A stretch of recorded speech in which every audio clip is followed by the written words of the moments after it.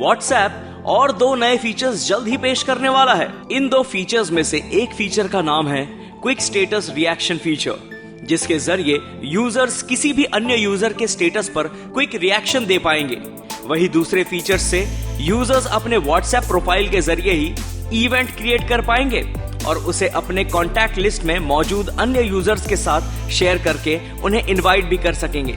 अगर आपके माता पिता बुजुर्ग हैं और उनकी उम्र 65 साल से अधिक है और आप उनके लिए हेल्थ इंश्योरेंस पॉलिसी लेना चाहते हैं, तो फिर अब आपके लिए ये मुमकिन होगा। दरअसल बीमा नियामक IRDAI ने हेल्थ इंश्योरेंस खरीदने से संबंधित नियमों में बड़ा बदलाव किया है और पॉलिसी खरीदने वाले व्यक्तियों के लिए 65 साल की आयु सीमा हटा दी है।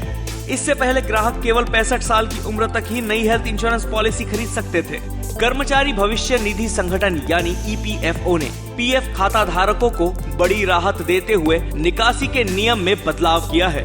पेंशन फंड बॉडी ने अकाउंट होल्डर को अब अपने या अपने परिवार वाले के इलाज के लिए अकाउंट की विड्रॉल सीमा बढ़ा दी है।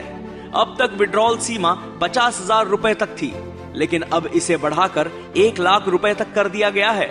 यूनिफाइड पेमेंट इंटरफेस UPI ने भारत में ऑनलाइन लेन देन को काफी आसान बना दिया है। देश ही नहीं, विदेश में भी आप इस सर्विसेज का इस्तेमाल कर सकते हैं। Sri Lanka, Mauritius, Bhutan, Oman, Nepal, France और UAE में ये सर्विसेज पहले से ही चालू है। अब 10 और नए देश इस लिस्ट में शामिल हुए हैं। इनमें Malaysia, Singapore, Philippines, south Korea जैसे देश हैं, जहां बड़ी संख्या में भारतीय पर्यटक घूमने जाते हैं।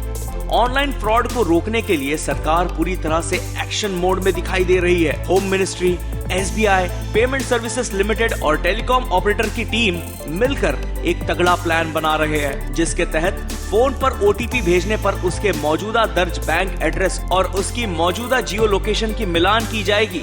अगर दोनों लोकेशन सही मिलती है, तभी OTP दर्ज करने के बाद ऑनलाइन पेमेंट किया जाएगा। अगर दोनों लोकेशन का सही मिलान नहीं होता है, तो उसे लेकर यूजर्स को ऑनलाइन फ्रॉड के खतरे को लेकर अलर्ट किया जाएगा।